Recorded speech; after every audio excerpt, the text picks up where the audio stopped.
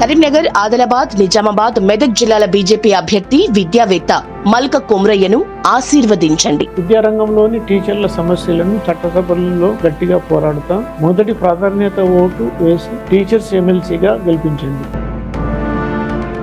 Good morning, welcome to నమస్తే నాగేశ్వర్. సమకాలీన రాజకీయ అంశాలు, లేటెస్ట్ పొలిటికల్ అప్డేట్స్ అందించడానికి మనతో పాటుగా ప్రొఫెసర్ నాగేశ్వర్ గారు సిద్ధంగా ఉన్నారు. సార్ నమస్తే. సార్ నమస్తే అండి. సార్, ఈ మన్మధుడు హీరోయిన్ అన్షుపై డైరెక్టర్ త్రినాథరావు చేసిన వ్యాఖ్యలు ఈ మధ్యకాలంలో చాలామంది సెలబ్రిటీలు అన్నవాళ్ళు కూడా బహిరంగంగా స్త్రీలను విమర్శిస్తూ వాళ్ళ అవయవాలను వర్ణిస్తూ మాట్లాడుతున్న మాటలు చాలా జిగుప్సాకరంగా సభ్య సమాజం సిగ్గుపడే విధంగా ఉంటున్నాయి అన్నది. అసలు ఏం జరుగుతుంది, వీళ్ళు ఏం చెప్పాలనుకుంటున్నారు, ఎలాంటి మెసేజ్లు ఇవ్వాలనుకుంటున్నారు? అంటే ఇప్పుడు ఈ ఆయన ఏమన్నాడో నాకు చెప్పడానికి కూడా నోరు రావడం లేదు. ఆ బయట మన దగ్గర ఉన్నారు సార్, ప్లే చేయమంటే ప్లే చేస్తాం. బయట ప్లే చేయండి. అమ్మాయి ఒక్కసారి ఈ సినిమాలో హీరోయిన్గా కళ్ళ ముందు రాబోసరికి అసలు ఏంది ఇది నిజమేనా అనిపించింది. ఇప్పటికీ అలాగే ఉందా? కొంచెం సన్నబడింది, నేనే కొంచెం తిని పెంచమ్మా, తెలుగుకి సరిపోదు, కొంచెం అన్ని కొంచెం ఎక్కువ సైజుల్లో ఉండాలని చెప్పా. పర్లేదు, కొంచెం ఇంప్రూవ్ అయింది. నెక్స్ట్ టైం బాగా ఇంప్రూవ్ అవుతుంది. అమ్మాయి ఒక్కసారి ఈ సినిమాలో హీరోయిన్గా కళ్ళ ముందు రాబోసరికి అసలు ఏంది ఇది నిజమేనా అనిపించింది. ఇప్పటికీ అలాగే ఉందా? కొంచెం సన్నబడింది, నేనే కొంచెం తిని పెంచమ్మా, తెలుగుకి సరిపోదు, కొంచెం అన్ని కొంచెం ఎక్కువ సైజుల్లో ఉండాలని చెప్పా. రైట్. ఇది సార్ అసలు వినడానికే చాలా అసహ్యంగా ఉంది. అసలు ఇది వాస్తవంగా బయట ప్లే చేయకూడదు మనం, కానీ ఇది పబ్లిక్ డొమైన్లో బాగా తిరుగుతోంది ఒకటి. రెండవది, అది చూడని వారికి తెలియదు కూడా, కాంటెక్స్ట్ ఏం మాట్లాడుతున్నామో కూడా తెలియదు. అందుకే ఆ పదాలు నా నోటి నుంచి అన్నడు కన్నా ఆ అన్నోళ్ళదే చూపెడితే అయిపోతుంది అని చూపెట్టమన్నాను సార్. ఎందుకు ఇంత అరాచకంగా తయారవుతుంది? ఇదేం కొత్త కాదు.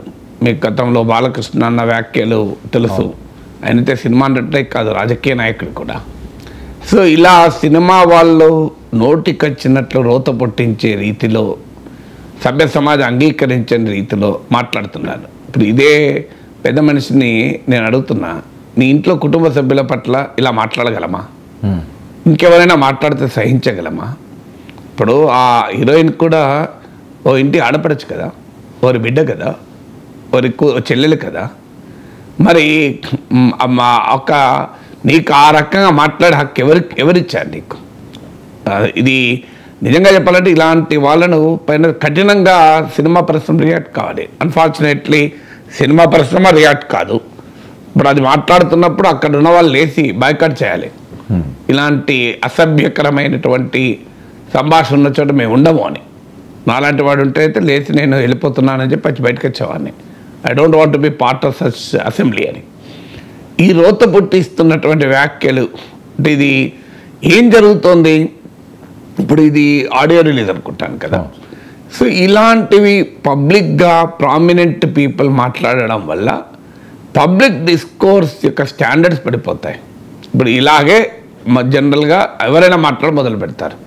స్త్రీని యొక్క ఆట వస్తువుగా, ఒక కమాడిటీగా, ఒక మగవాడి కన్జంప్షన్ వస్తువుగా చూసేటువంటి ఒక దుర్మార్గమైనటువంటి భావన సమాజంలో పెరుగుతుంది. అంటే సమాజంలో అశ్లీలత, విశృంఖలత్వం, లైంగిక ప్రకోపం ఇలాంటివి పెంచడానికి మాత్రమే ఉపయోగపడుతుంది. ఇంకా దేనికైనా ఇదేమైనా సందేశాత్మక సినిమా అన్నా ఇది సినిమా వాళ్ళు ఇంకా మాకు టికెట్ల ధరలు పెంచుకోవాలి, బెనిఫిట్ షోలు కావాలి, ప్రీమియర్ షోలు కావాలి, ఇలాంటి చెత్తంతా జనాన్ని చూపెట్టడానికి మీకు కావాల్సినవి.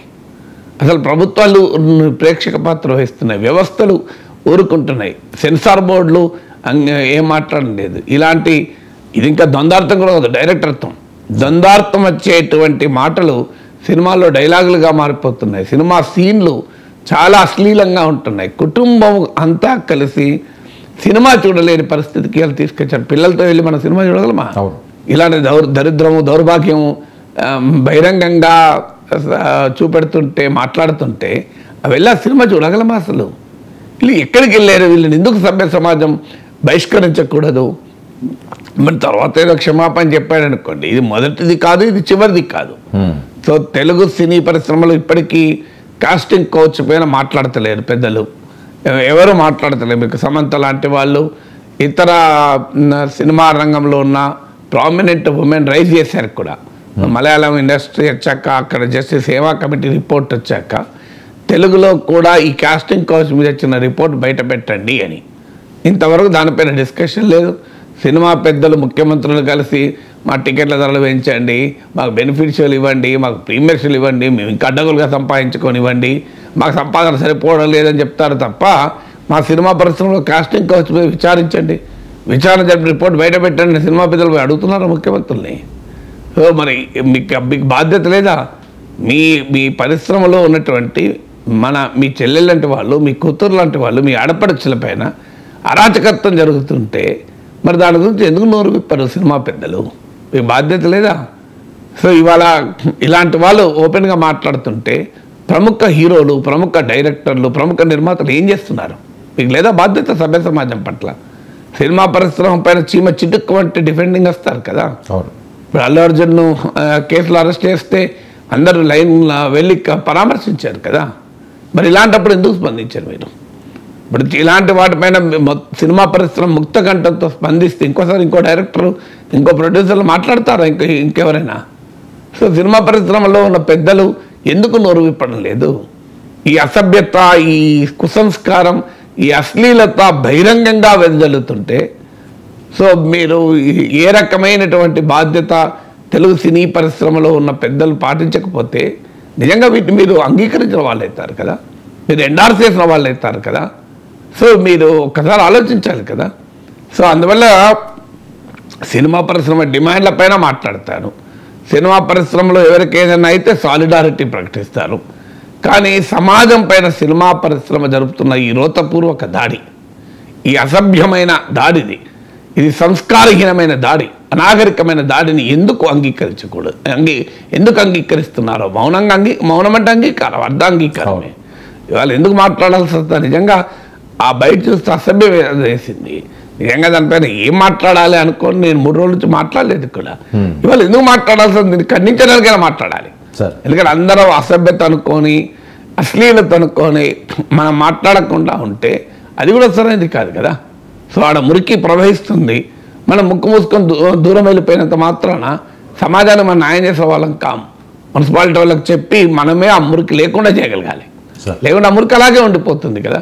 నువ్వు ముక్కు మూసుకొని పక్కకి జరిగిపోతావు, కానీ మళ్ళీ నెక్స్ట్ వచ్చే వాళ్ళకైతే ఆ మురికి వాసన వస్తుంది కదా. అందువల్ల ఈ మురికిని ఎలా అడ్రస్ చేస్తావు? సినిమా పరిశ్రమలో కనీసమైన సెల్ఫ్ డిసిప్లిన్ ఉండకూడదా? మళ్ళీ కాస్తంత ఎవరైనా సెన్సార్ బోర్డు వాళ్ళకి కత్తిరిస్తే మళ్ళీ సినిమా పరిశ్రమతో మా ఆర్టిస్టిక్ ఫ్రీడమ్ అంటారు. ఇదేనా ఆర్టిస్టిక్ ఫ్రీడమ్ అంటే? సో మీ ఆర్టిస్టిక్ ఫ్రీడమ్ ఇప్పుడు ఏమంటారంటే ఆ హీరోయిన్ ఆమెకి వెళ్ళిన బాధ మీకెందుకు? అయ్యే ఇది మీకు మీ హీరోయిన్కు మధ్య సమస్య కాదు. మీరు ఒక షూటింగ్లో స్టూడియోలో 4 గదుల మధ్య మీరు ఒక హీరోయిన్ ఏమన్నా అంటే అది ఇక్కడకు వచ్చేదే కాదు, మేము మాట్లాడేవాళ్ళే కాదు. మీరు జనంలో ఉన్నారు కదా. It's not an issue between the director and the heroine. ఇప్పుడు ఆ హీరోయిన్ చాలా మంచివాడు డైరెక్టరు, అలాంటి వాడే కాదు, నా పట్ల చాలా గౌరవంగా ఉన్నాడని స్టేట్మెంట్ ఇచ్చారు. మేము అర్థం చేసుకోవాలి. ఇవ్వకపోతే మళ్ళీ మీ సినిమా వాళ్ళ పరిశ్రమలో ఫ్యూచర్ ఉంటుందా? మీరంతా కలిసి ఏకమై ఆ అమ్మాయిని పాప అన్యాయం చేయరా? అందుకే కదా కాస్టింగ్ కౌచ్ వచ్చేది. సో ఇది కూడా కాస్టింగ్ కౌచ్ కిందకే వస్తుంది. ఇప్పుడు బహిరంగంగా ఇట్లా మాట్లాడుతున్నాడంటే ఇక వెనకాల ఎట్లా మాట్లాడుతున్నాం మనం ఊహించగలం కదా. ఇంకా ఏ రకంగా హింసిస్తూ ఉంచగలం కదా. ఒక డైరెక్టర్ వెళ్ళి ఓ హీరోని ముద్దు పెట్టుకుంటాడు, అది కూడా తిరుమల కొండ పైన దేవుని దర్శనం చేసుకొని బయటకు వచ్చాక ముద్దు పెట్టుకుంటాడు బహిరంగంగా. హేమరాచకత్వం అండి ఇది. సో అప్పుడు మనం మాట్లాడము. సో మీరు అందుకే నేను అన్నది. So this is an open casting couch. ఇంతకన్నా కాస్టింగ్ కౌచ్ ఏంటండి ఇది? సో పాప అమ్మాయి ఏం మాట్లాడతలేదు, అమ్మాయి సమర్థించిన అమ్మాయి బాధలు అమ్మకుండా పొద్దునకు ఎవరు అవకాశం ఇయ్యారు కదా. సినిమా పరిశ్రమలో ఏ రకమైన కార్టెల్స్ ఉన్నాయి, ఏ రకమైన గుత్తాధిపత్యం ఉంది, ఏ రకంగా కొద్దిమంది చేతుల్లో సినిమా పరిశ్రమ బందీ అయిందని మనం మలయాళం ఫిల్మ్ ఇండస్ట్రీ పైన చదవలేదా? అందువల్ల సినిమా సమాజం పైన ప్రభావం చూపే అత్యంత శక్తివంతమైన సాధనం. మీరేమో రాజకీయాలలో ఉన్న వాళ్ళు నోటికొచ్చినట్టు మాట్లాడుకుంటలేదా అని సమర్థించవచ్చు. ఆ రాజకీయ రోతను మేమే సమర్థించలేదు. కానీ అన్ఫార్చునేట్లీ ఏంటంటే ఒక పొలిటీషియన్ను ఆదర్శంగా తీసుకొని ప్రజలు అనుకరించరు. కానీ ఒక ఫిలిం సినిమాలో ఉండే హీరోయిన్ను డైరెక్టర్లను సినిమాను అనుకరిస్తూ ఉంటారు. సో మీకు పుష్ప సినిమా పైన జరిగింది. ఒక స్మగ్లర్ను హీరోగా స్మగ్లింగ్ను హీరోయిజంగా చూపెడతారా, స్మగ్లర్ను హీరోగా చూపెడతారా అన్నారు. మరి ఇదేంటి, ఇది ఇంకా అంతకన్నా దారుణం కదా. సో అందువల్ల మీరు సినిమా ఒక జనరంజకంగా ఉండాలనే పేరిట ఒక సాంస్కృతిక కాలుష్యానికి సినిమా కంట్రిబ్యూట్ చేస్తుంటే కాలుష్య నివారణ యంత్రాంగం పనిచేయాలి కదా అంటాను నేను. ఇట్స్ ఎ కల్చరల్ పొల్యూషన్ కదా. తెలుగు ఫిలిం ఇండస్ట్రీ మిగతా సినిమా పరిశ్రమలు ఎట్లా ఎడుస్తాయంటే తర్వాత సంగతి. మిగతా అన్నీ అలాగే దౌర్భాగ్యంగా ఏడవచ్చు. సో అశ్లీలమైన ప్రదర్శనలు, డబుల్ మీనింగ్లు వచ్చేటువంటి పాటలు, సినిమాలో సీన్లు, సినిమాలో డైలాగులు పోటీ పడి. సో మీరు ఇవాళ గుండె మీద చేసుకొని చెప్పండి, ఓటీటీలు వచ్చాక ఇంట్లో సినిమా చూస్తున్నామండి.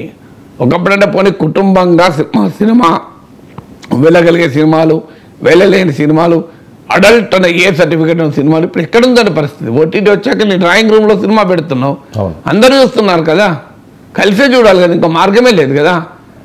అందువల్ల ప్రజల్లో సమాజంలో దీన్ని చీదరించుకునేంత వరకు ఇది ఇలాగే ఏడ్చేస్తుంది. అందుకే సినిమా పెద్దలకు విజ్ఞప్తి, నేను క్షమాపణ చెప్పాను కదా, అసలు నీ నోటి నుంచి ఎలా వచ్చింది ఈ కంపు అనేది, మొదలు ఈ కంపు ఎలా వచ్చింది అనేది ప్రశ్న కదా.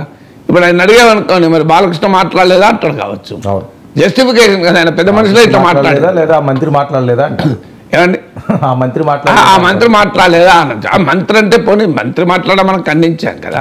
ఇప్పుడు వేరే వాళ్ళు ఇలా మాట్లాడడానికి కూడా సినిమా పరిశ్రమ అవకాశాన్ని ఇస్తుంది కదా.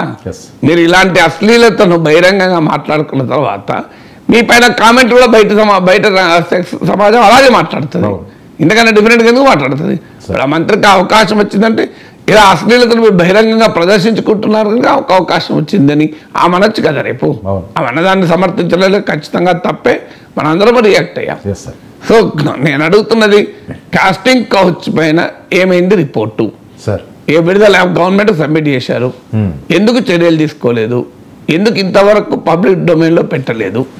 జస్ట్ హేమా కమిటీ పైన మలయాళం ఫిల్మ్ ఇండస్ట్రీ ఇంత జరిగింది, ఇది నేను అడిగింది కాదు.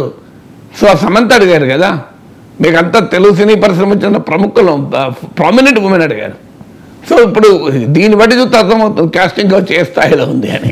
ఈ కామెంట్లు చూస్తే అర్థమవుతుంది కదా కాస్టింగ్ కౌచ్ ఏ స్థాయిలో ఉంది అని. సో సినిమా హీరోలు, సినిమా డైరెక్టర్లు, ప్రఖ్యాత సినిమా ఇండస్ట్రీలో ఉన్న ప్రముఖులు అందరూ ముక్త కంఠంతో క్షమాపణ చెప్పి ఖండించి క్షమాపణ చెప్పించారు.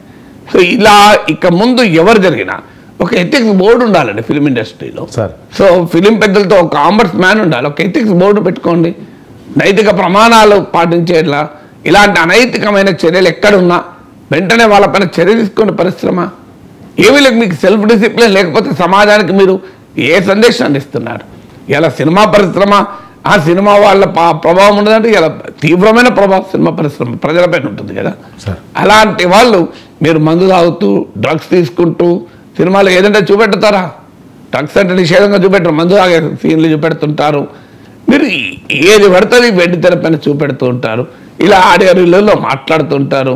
మీకు అసలు ఎక్కడ ఏ లిమిట్స్ ఉండవా? అంటే సినిమా పరిశ్రమకు భావ ప్రకటన స్వేచ్ఛ పెరిట కాంటూర్స్ ఉండవా? అందువల్ల it's a very serious crime and society, it's a fraud and society. Telugu సినిమాలు ఇప్పుడు నేను అనేది ఈ ఒక్కరు మాట్లాడింది అంటలేదు నేను. I'm not referring to particular dialogue. ఈ మజాక్ నేను ఒకటి అడుగుతుంది, ఇదే మజాక్ కాదు అంటున్నా. సమాజంతో మజాక్ చేయకండి అంటున్నాను, సమాజంతో మజాక్ చేయకండి. నేను ఈ ఒక్క ఇన్సిడెంట్ను, ఈ ఒక్క వ్యక్తిని టార్గెట్ చేసి మాట్లాడతలేను. తెలుగు సినీ పరిశ్రమలో ఉన్న ఈ అశ్లీలమైన, అసభ్యమైన, అసాంఘికమైన అరాచకత్వాన్ని ముక్త కంఠంతో ఖండిద్దాం. తెలుగు సినీ పరిశ్రమ దిగజారుడు విలువలకు ఇది ఒక నిదర్శనంగా భావించుదాం. అందువల్ల దీనిపైన సమగ్రంగా చర్చ జరగాలి. మీ నోటికి వచ్చినట్టు పెద్ద పెద్ద హీరోలు, డైరెక్టర్లు మాట్లాడితే పబ్లిక్ డిస్కోర్స్ని మీరు ఇంత చెడగొడితే మేమంతా మౌనంగా ఉండాలా? సార్ మరొక అంశం వైరల్ అవుతున్నది, నారా లోకేష్ డిప్యూటీ సీఎం కాబోతున్నారా అని. మరొకటి సకల శాఖ మంత్రిగా ఇప్పటికే లోకేష్ గారు అన్నీ చూస్తున్నాడు. అయితే వారసత్వాన్ని కారణంగా చూపించి ఆయనకు వచ్చే అవకాశాలని కల్పించటం లేదు. ఆయన భవిష్యత్తులో సీఎం అవ్వాలి, ఇప్పుడైతే డిప్యూటీ సీఎం చేయాలని తెలుగుదేశం పార్టీ నుంచి వస్తున్న వాయిస్. గతంలో జనసేన మీద కూడా కొన్ని వ్యాఖ్యలు చేసిన ఆయన మాట్లాడినవి. ఆ బయట వినిపించమంటారా సార్? బయట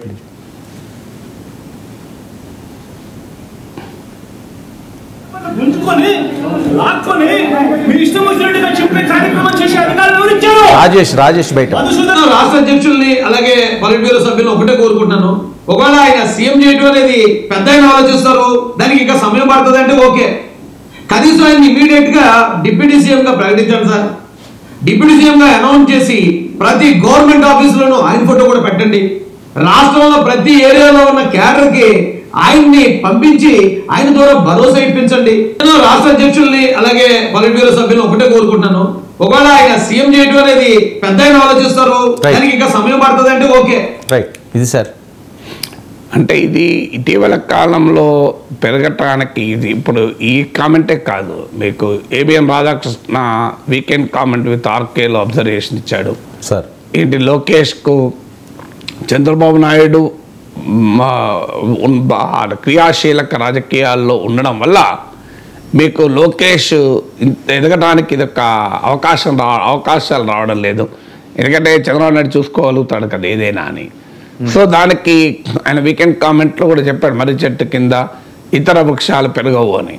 అందువల్ల లోకేష్ను ప్రొజెక్ట్ కావడం లేదు, లోకేష్ ఎమర్జ్ కావటానికి అడ్డంకులుగా మారిపోతున్నాయి. ఇలాంటి అంశాలు తెలుగుదేశం సర్కిల్స్ నుంచే కాదు, ఇప్పుడు మీకు రాధాకృష్ణ లాంటి వాళ్ళ కామెంట్స్ కూడా అదే కంక్లూజన్ తెస్తుంది. ఎందుకు ఈ ప్రశ్న వస్తుంది అంటే టీడీపీలో ఒక ఛాలెంజ్ ఒక టెన్షన్ మొదలైంది. సో ఈ కూటమి చంద్రబాబు నాయుడు పవన్ కళ్యాణ్ల సారథ్యంలో కూటమి ఏర్పడింది.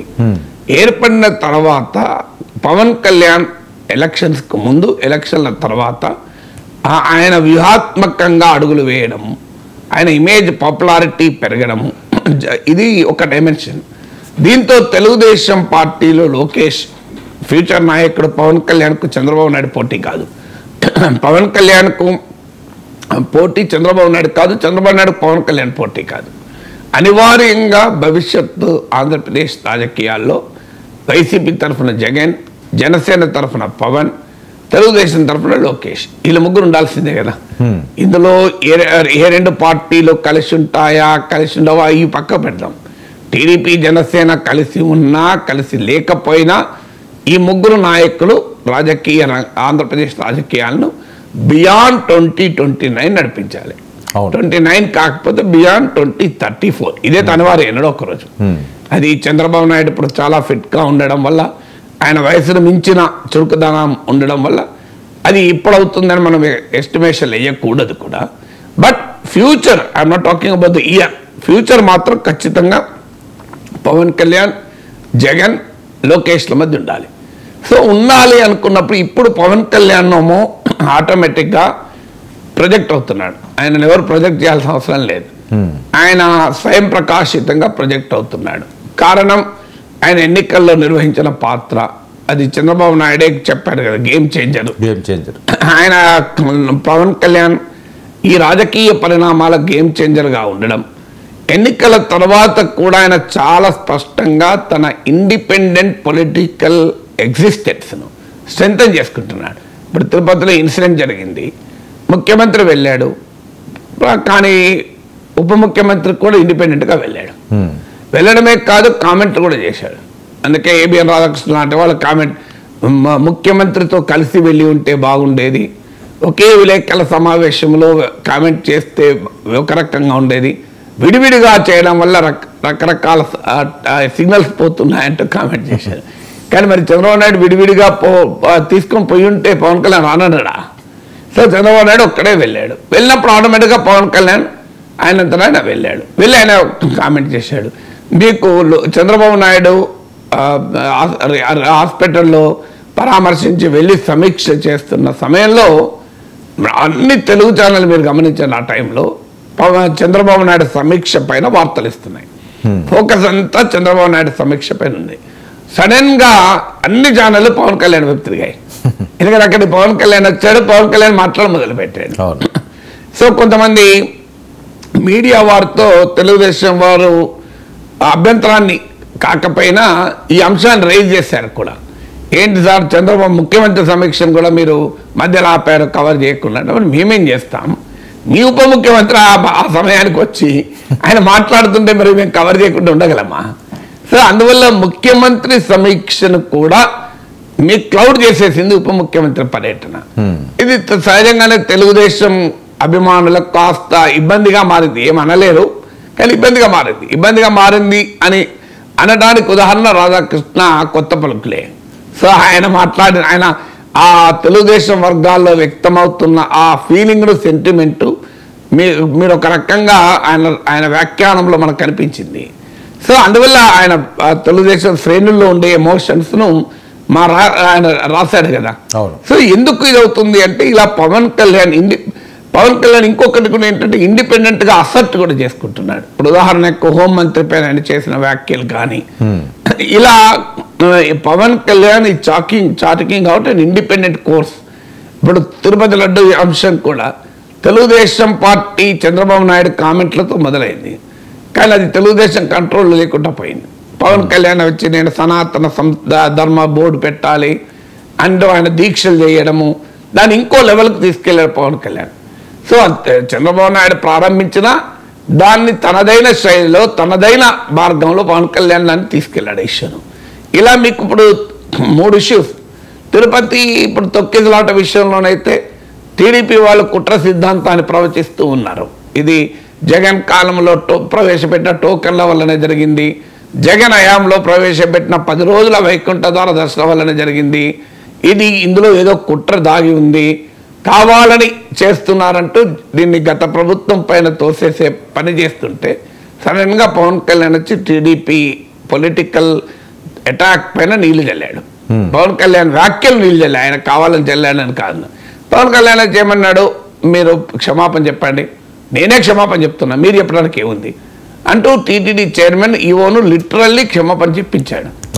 అంటే తెలుగుదేశం పార్టీ అప్పటిదాకా క్రియేట్ చేస్తున్న నరేటివ్ ఏంటి, మా తప్పేమీ లేదు, ఈ ఇన్సిడెంట్కు ప్రభుత్వ యంత్రాంగం తప్పు కాదు, ఈ తప్పంతా గత ప్రభుత్వం అనుసరించిన పద్ధతులు కొనసాగడం వల్లనే, గత ప్రభుత్వంలో ఉన్న అధికారులు ఉండడం వల్లనే కింది స్థాయిలో ఇలా రకరకాల నరేటివ్ క్రియేట్ చేశారు. ఇది కుట్ర అనే స్థాయికి వెళ్ళారు.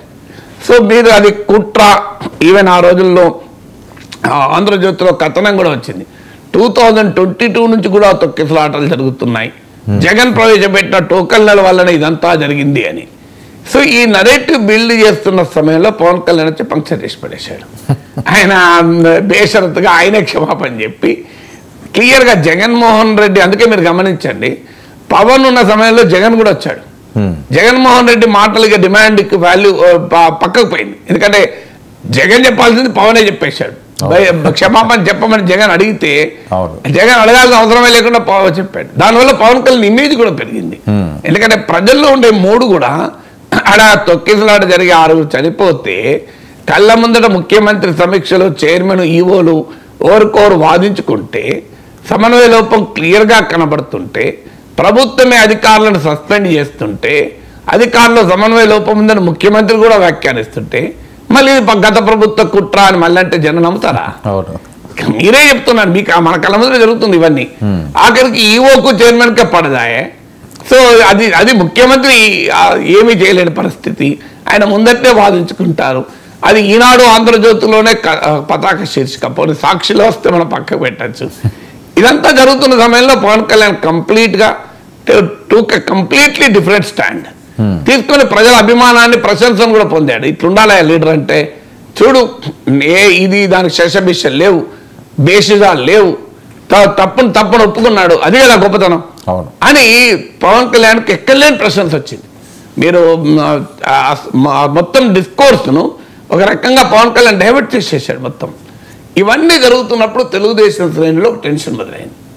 ఈ టెన్షన్ పవన్ కళ్యాణ్ పెరుగుతున్నాడని కాదు, నిజంగా చెప్పాలంటే టీడీపీ నాయకత్వం, చంద్రబాబు నాయుడు కానీ లోకేష్ కానీ టీడీపీలో ఉన్న శ్రేణులు కానీ పవన్ కళ్యాణ్ పట్ల ఏ రకమైన డిస్రెస్పెక్ట్ చూపడం లేదు, ఏ రకమైన అగౌరవాన్ని చూపడం లేదు. మీరు ఎక్కడైనా గమనించండి, పవన్ కళ్యాణ్ పైన లోకేష్ ఎక్కడ ఆధిపత్యాన్ని ప్రదర్శించడమో, ఆధిక్యతను ప్రదర్శించడమో ఎక్కడ జరగడం లేదు. They are maintaining very very decent మరొక విషయం, అంత యాక్టివ్గా ఆయన బయటకు కూడా రావట్లేదు సార్. లేక ఏదున్నా బట్ పవన్ కళ్యాణ్ ను తగ్గించేటువంటి విధంగా చంద్రబాబు నాయుడు చేయడం లేదు, పవన్ కళ్యాణ్ చేయడం లేదు, తెలుగుదేశం చేయడం లేదు. మనం ఇది ఫ్యాక్ట్. అవును. పవన్ కళ్యాణ్ కూడా చేయడం లేదు. ఎక్కడ చంద్రబాబు నాయుడు గౌరవాన్ని ఆయన పార్టీ క్వశ్చన్ చేయడమో, చంద్రబాబు నాయుడు నాయకత్వాన్ని పట్ల అవిధేయత ప్రకటించడము, తాను ఒక ప్యారలల్ పవర్ సెంటర్ అని తనకు తాను ప్రదర్శించుకోవడమో చేయడం లేదు. పవన్ కళ్యాణ్ చేస్తున్నది తన అస్తిత్వాన్ని, తన పొజిషన్ అసెప్ట్ చేసుకుంటున్నాడు. Not at the cost of Chandrababu Naidu. Within the Chandrababu Naidu లీడర్షిప్లోనే చేస్తున్నాడు. అందువల్ల యాజ్ ఆఫ్ నౌ పవన్ కళ్యాణ్కు లోకేష్కి ఏదో పరుగు పందం ఉందని, వాళ్ళిద్దరి మధ్య ఏదో పోటీ ఉందని మనం అనుకోకూడదు. రెండు రాజకీయ పార్టీలు ఎవరి పార్టీని పెంచుకోవడం వాళ్ళకి అవసరం కదా. ఇలా లోకేష్ను చెయ్యాలి అని వస్తున్న డిమాండ్ కూడా it is not an anti Pawan Kalyan demand. తెలుగుదేశంలో ఈ డిమాండ్ రావటానికి కారణము పవన్ కళ్యాణ్ ఏదో ఎదిగిపోతున్నాడు, పవన్ కళ్యాణ్ ఏదో తగ్గించాలి అనే ఉద్దేశంతో వస్తున్న డిమాండ్ కూడా కాదు. ఏ కన్సర్న్ చేస్తుంది అంటే భవిష్యత్ ఆంధ్రప్రదేశ్ రాజకీయాల్లో అక్కడ జగన్ ఇటు పవన్ ఉంటే తెలుగుదేశానికి ఎవరు నాయకుడు? చంద్రబాబు నాయుడు యాక్టివ్గా ఉన్నంత కాలం ఇబ్బంది లేదు. అవును. ఎందుకంటే చంద్రబాబు నాయుడుతో పోటీ ఎవరికి లేదు. కానీ మరి 5 ఏళ్ళలో 10 ఏళ్ళలో తర్వాతే తప్పదు కదా. సో ఈ ట్రాన్సిషన్ పూర్తి కావడం లేదన్నది టీడీపీ వర్గాల్లో ఆందోళన. అందువల్ల టీడీపీ వర్గాల్లో వస్తున్న ఈ డిమాండ్ పవన్ కళ్యాణ్ తగ్గించడానికి వస్తున్న డిమాండ్ కాదు. పవన్ కళ్యాణ్కు ప్రజల్లో పెరుగుతున్న ఆదరణ, ఎదుగుతున్న తీరు వల్ల తెలుగుదేశం వర్గాల్లో ఒక ప్రశ్న ఎదురవుతుంది. అది ఇన్సెక్యూరిటీ, అభద్రతాభావం అంటే చాలా పెద్దది పదము. కానీ ఒక క్వశ్చన్ ఎదురవుతుంది. మా పార్టీకి నాయకత్వం భవిష్యత్తు, ట్రాన్సిషన్ నాయకత్వం అనేది ఏంటి? సో ఈ ప్రశ్న రావడం వల్ల ఇది పవన్ కళ్యాణ్ అసర్ట్ చేసుకుంటున్న కొద్దీ, Pawan Kalyan independent role play చేస్తున్న కొద్దీ, సమాజంలో పవన్ కళ్యాణ్ ఇమేజ్ పెరుగుతున్న కొద్దీ అనివార్యంగా ఈ ప్రశ్న తెలుగుదేశంలో పెరుగుతుంది. ఆ పెరగడమే ఇప్పుడు లోకేష్ డిప్యూటీ సీఎం చేయాలి, లోకేష్ డిప్యూటీ సీఎం చేయాలనేది పవన్ కళ్యాణ్ పోటీగా కాదు, తెలుగుదేశం భవిష్యత్ నాయకత్వాన్ని ప్రొజెక్ట్ చేయాలనే ఉద్దేశంతో. అది మనం తప్పని కూడా అనలేము. ఎందుకంటే జనసేన ఒక పార్టీ, టీడీపీ ఒక పార్టీ, రెండు భిన్నమైన పార్టీలు లేనప్పుడు భిన్నమైన పార్టీలను నిలబెట్టుకునే బాధ్యత ఆయా పార్టీ నాయకులకు ఉంటుంది కదా. అందుకే మీరు గమనించండి, మోడీ వచ్చిన సమయంలో వైజాగ్లో మీకు అడ్వర్టైజ్మెంట్ ఫోటోలు చూడండి, పవన్ కళ్యాణ్ చంద్రబాబు నాయుడుతో పాటు లోకేష్ ఫోటోలు ఉన్నాయి, మోడీతో పాటు. సో మీరు ఆ మీటింగ్లో కూడా లోకేష్కు ప్రాధాన్యత కూడా ఇచ్చారు. అందువల్ల ఇది తెలుగుదేశం శ్రేణుల్లో వస్తున్నటువంటి డిమాండ్లకు ప్రాతిపదిక. అది మరి ఇది చంద్రబాబు నాయుడు ఆశీస్సులు లేకుండా వస్తాయా? చంద్రబాబు నాయుడు ఆశీస్సులు లేకుండా తెలుగుదేశంలో ఏది రాదు మీకు. కానీ చంద్రబాబు నాయుడే చేయిస్తున్నాడు నేను చెప్పలేను. కానీ బట్ చంద్రబాబు నాయుడుకు కోపం వస్తుందంటే మాత్రం ఎవరు మాట్లాడారు కదా. అవును. సో అందువల్ల డెఫినెట్గా తెలుగుదేశంలో ఈ తర్జన భర్జన మొదలైంది. ఇది మరి ఏ రకంగా లోకేష్ను ఎలివేట్ చేయడం తెలుగుదేశానికి అవసరం, అదొక రాజకీయ ఆవశ్యకత. ఈ రాజకీయ ఆవశ్యకతను అమలు చేసే సమయంలో పవన్ కళ్యాణ్కు గ్రహణం పట్టించడానికో, పవన్ కళ్యాణ్ తగ్గించడానికే చేస్తున్నారన్న భావన పోతే టీడీపీ జనసేన వర్గాల్లో గ్యాప్ పెరుగుతుంది. ఇప్పుడు ఆల్రెడీ క్షేత్రస్థాయిలో ఈ సమస్య వస్తుంది. మీకు అనేక చోట్ల క్షేత్రస్థాయిలో కాంపిటేటివ్ డిమాండ్స్ పెరుగుతున్నాయి. ఘర్షణ అని నేను చెప్పలేను, టీడీపీ జనసేన మధ్య కాన్ఫ్లిక్ట్ అనరాదు, కాంపిటీషన్ అయితే పెరుగుతుంది. Difference between conflict and competition. ఇప్పుడు ఈవెన్ టీటీడీలో ఈవెన్ దర్శనానికి ఇచ్చే లెటర్ల నుంచి మొదలుకొని అన్ని విషయాల్లో కూడా ఈ కాంపిటీషన్ పెరుగుతోంది. నామినేటెడ్ పదవుల్లో ఈ కాంపిటీషన్ పెరుగుతోంది. పొలిటికల్ డామినేషన్ కొరకు క్షేత్రస్థాయిలో పెరుగుతోంది. ఇప్పుడు టీడీపీ జనసేన ఎమ్మెల్యే ఉన్న చోట టీడీపీలో ఎస్టాబ్లిష్ లీడర్స్ ఉన్నారు. పేరుకు అక్కడ జనసేన ఎమ్మెల్యే ఉన్నాడు, కానీ టీడీపీ నుంచి ఎస్టాబ్లిష్ లీడర్స్ ఉన్నారు. వారి నుంచి తీవ్రమైన రెసిస్టెన్స్ వస్తుంది ఆధిపత్యం కొరకు. ఇప్పుడు హనీమూన్ పీరియడ్ అయిపోయిందని మొన్న పవన్ కళ్యాణ్ ఇంకో కాంటెక్స్ట్లో ఉన్నాడు. టీడీపీ జనసేన మధ్య ఇంకా హనీమూన్ పీరియడ్ ఏమి అయిపోలేదు. కానీ అనివార్యంగా ఈ కాంపిటీషన్ కాన్ఫ్లిక్ట్గా ఎన్నడో ఒక రోజు మారుతుందా? యాజ్ ఆఫ్ టుడే కాన్ఫ్లిక్ట్ కాదు, అది ఎక్కడో ఒక చోట కాన్ఫ్లిక్ట్గా కూడా పరిణమించవచ్చు క్షేత్రస్థాయిలో అక్కడున్న స్థానిక సిచ్యువేషన్ వల్ల. ఇప్పుడు ఒంగోలు ఉంది, ఒంగోలులో బాలినేని జనసేనలోకి వచ్చారు, ఆటోమేటిక్గా అక్కడ ఉన్న జనార్దన్ టీడీపీ ఎమ్మెల్యే నుంచి ఆ రెసిస్టెన్స్ వచ్చింది, ఈయన ఎలా తీసుకుంటారని. సో ఇలాంటివి కొన్ని చోట్ల స్థానికంగా లోకల్ డైమెన్షన్స్ వల్ల కాన్ఫ్లిక్ట్ బహిర్గతం కావచ్చు. కానీ ఓవరాల్గా మ్యాక్రో లెవెల్గా స్టేట్లో చూస్తే it is not conflict, it is more competition. ఈ కాంపిటీషన్ అనివార్యంగా కాన్ఫ్లిక్ట్గా మారుతుంది ఇది రోజులు గడుస్తున్న కొద్దీ. అందువల్ల ఈ కాన్ఫ్లిక్ట్గా మారడం అనేది ఈ అంటే మ్యాక్రో లెవెల్లో అక్కడ పవన్ కళ్యాణ్, లోకేష్, మైక్రో లెవెల్లో ఈ కాంపిటీషన్, కాన్ఫ్లిక్ట్, ఈ రెండు పరస్పరం ఒకదాంతో ఒక సంబంధం ఉంది. పైన లోకేష్ ప్రొజెక్షన్ కాస్త పవన్ కళ్యాణ్కు పోటీగా అనే భావన కనుక వస్తే ఈ కాంపిటీషన్ తొందరగా కాన్ఫ్లిక్ట్గా మారుతుంది. కాదు, పవన్ కళ్యాణ్ స్థాయి పవన్ కళ్యాణ్దే, లోకేష్ను ఎలివేట్ చేయడం తెలుగుదేశం అవసరం రీత్యా చేసుకుంటున్నారనే భావన ఉంటే ఈ కాంపిటీషన్ కాస్త కాన్ఫ్లిక్ట్ కావడం ఆలస్యమవుతుంది. అది ఏ రకంగా ప్రొజెక్ట్ అవుతుంది, ఎప్పుడు ప్రొజెక్ట్ అవుతుంది అన్న దానిపై ఆధారపడుతుంది. ఇంకొక డైమెన్షన్ ఏమవుతుందంటే వైసీపీలో వెళ్ళిపోతున్న నాయకులు టీడీపీలో చేరలేకపోతే వాళ్ళు జనసేన వైపు వస్తున్నారు. బాలినేని ఒక ఉదాహరణ, దానికి బాలినేని, ఉదయభాను వాళ్ళు ఉదాహరణ. రేపు ఇంకా పెరుగుతుంది ఇది. అవును, అంటే ఒక వైసీపీ కనుక నిలబెట్టుకోలేని పరిస్థితి వస్తే తమ నాయకుల్ని వాళ్ళు ఎటుపోవాలి, టీడీపీలో జనసేన కన్నా పోవాలి, బీజేపీలో కన్నా వెళ్ళాలి. టీడీపీలోమో హౌస్ఫుల్ ఉంటుంది చాలా చోట్ల. అది ఎందుకంటే చాలా చరిత్ర ఉన్న పార్టీ కనుక జనరేషన్స్ ఆఫ్ లీడర్షిప్ ఉంటుంది ఆ పార్టీకి. అందువల్ల నీకు అనివార్యంగా వైసీపీ నుంచి ఇటువైపు వస్తారు. అది స్థానికంగా ఇష్యూస్గా మారుతున్నాయి. అందుకే ఒంగోలు ఉదాహరణ చెప్పి. సో అందువల్ల ఈ టీడీపీ జనసేన మధ్యలో ఉండేటువంటి పొలిటికల్ డైమెన్షన్స్ యొక్క ఒక రూపమే ఈ డిమాండ్, లోకేష్ డిప్యూటీ సీఎం చేయాలి అని. ఎందుకంటే రేపేంటి భవిష్యత్ ఏంటి, తెలుగుదేశం పార్టీకి లీడర్షిప్ నాయకత్వం పూర్తిగా ఎవాల్వ్ కాకపోతే, పూర్తిగా ఎలివేట్ కాకపోతే పార్టీ నష్టపోతుంది.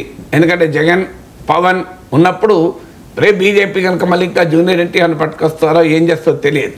నేను అమిత్ షా గతంలో జూనియర్ ఎన్టీఆర్తో మాట్లాడి ఉన్నాడు. యాజ్ ఆఫ్ నౌ లేకపోవచ్చు ఆ ఛాలెంజ్, రేపు ఏమవుతుంది తెలియదు. ఒకవేళ జూనియర్ ఎన్టీఆర్ రాకపోయినా పవన్ కళ్యాణ్, బీజేపీ, జనసేన కలిపి చూడాలి పవన్ కళ్యాణ్. ఆయన రెండు పార్టీలకు సంయుక్త నాయకుడు, కూటమి నాయకుడే కాకుండా విత్ ఇన్ ద కూటమి మళ్ళీ రెండు పార్టీలకు లింక్. మనందరికీ తెలుసు బీజేపీకి పవన్ కళ్యాణ్ మోర్ క్లోజ్ అని. సో అందువల్ల ఈ ఫ్యాక్టర్స్ అన్నీ ఉన్నాయి. ఏం జరుగుతుంది అనేది రాధాకృష్ణ అన్నాడు కదా, రాజకీయాలు నిశ్చలంగా ఉండవు. పవన్ కళ్యాణ్ ఉపయోగించుకొని బీజేపీ తెలుగుదేశానికే ప్రత్యామ్నాయంగా ఎదగాలని ఆ పార్టీ అధిష్టానం ప్రయత్నిస్తుంది అని కూడా అన్నారు రాధాకృష్ణ. ఈ మాట నేను చాలా రోజుల నుంచి అంటున్నాను. బీజేపీ చరిత్ర ఎక్కడన్నా చూడండి దేశంలో మిత్రపక్షాలకు ఎట్ ద కాస్ట్ మిత్రపక్షాలు కూడా బీజేపీ పెరగడానికి ప్రయత్నం చేస్తుంది. అందువల్ల ఇప్పుడు టీడీపీ జనసేన ఫంక్షనే కదా, బీజేపీ కూడా ఎంటర్ అవుతుంది. సో బీజేపీ ఇటు హైందవ శంకారావాలు తీసుకొస్తుంది. సో బీజేపీ ఆ గ్రౌండ్ మొత్తం తన వైపుగా ఫెర్టైల్ మార్చుకోవాలి అని బీజేపీ ప్రయత్నిస్తోంది. దానికి టీడీపీ నాయకత్వం తమ షార్ట్ టర్మ్ గెయిన్స్ కొరకు అవకాశం ఇస్తుంది. ఇప్పుడు తిరుపతి లడ్డు పైన చంద్రబాబు నాయుడు క్రియేట్ చేసినటువంటి స్టామ్ టీడీపీకి ఉపయోగపడదు. మీరు చూడండి ఫ్యూచర్లో అది బీజేపీకి ఉపయోగపడుతుంది. టీడీపీకి షార్ట్ టర్మ్ బెనిఫిట్స్ కొరకు జగన్మోహన్ రెడ్డి పర్సనల్ ఫెయిత్ను టార్గెట్ చేస్తూ చంద్రబాబు నాయుడు మొదలుపెట్టే వరకే చంద్రబాబు నాయుడు, తర్వాత ఆయన చేతులు ఉండదు. అది ఎక్కడికో పోతుంది. మీరు చూడండి రాబోయే కాలంలో, నేను ఇవాళ చెప్తే మనకు కొన్ని అర్థం కాదు, మీకు ఫ్యూచర్లో ఖచ్చితంగా తెలుగుదేశం పార్టీకి ఒక సంకట స్థితి వస్తుంది. ఎందుకంటే అది బీజేపీకి ఉపయోగపడే డైమెన్షన్, టీడీపీకి ఉపయోగపడదు. బీజేపీ టీడీపీతో కలిసి ఉన్నంత కాలం ఆ ఇష్యూ సమస్య కాదు.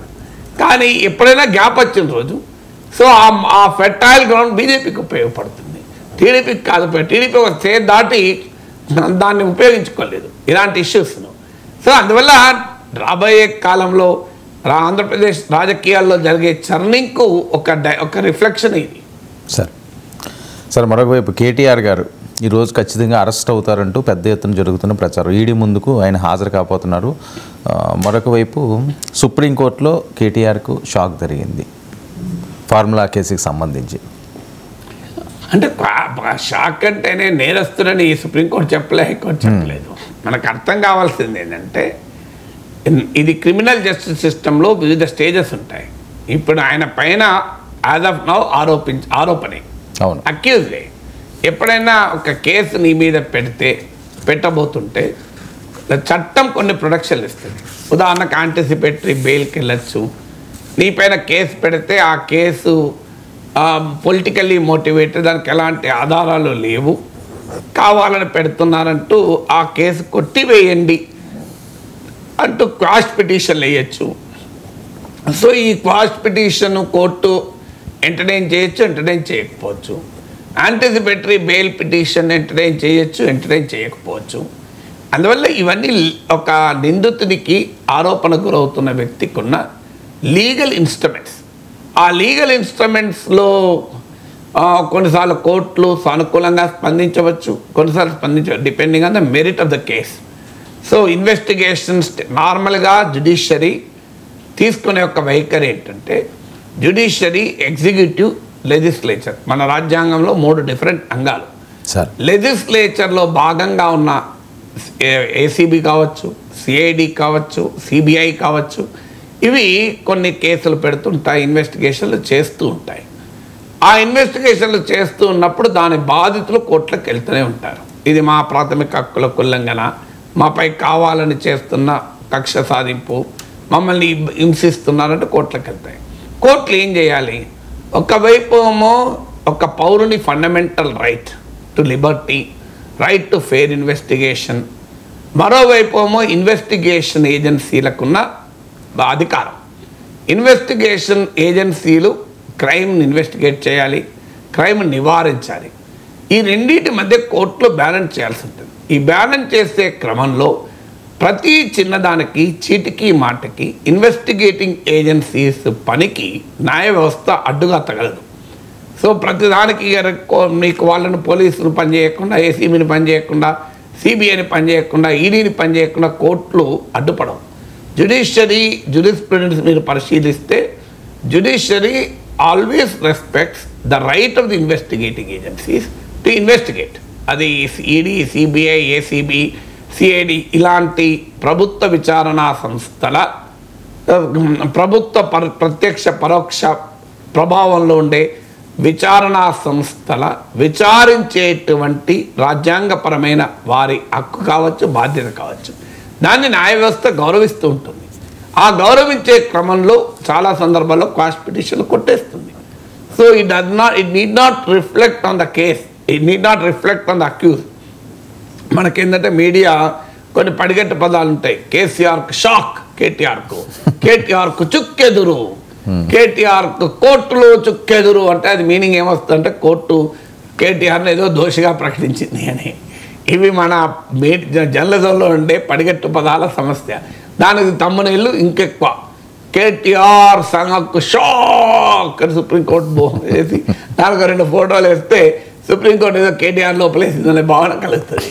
బట్ క్రిమినల్ జస్టిస్ సిస్టమ్ అర్థమైతే నార్మల్గా కోర్టులు ఒక క్రైమ్ ఇన్వెస్టిగేషన్లో చీటికి మాటికి ఇన్వాల్వ్ అయ్యి ఇన్వెస్టిగేటింగ్ ఏజెన్సీస్ పనిని అడ్డుకో.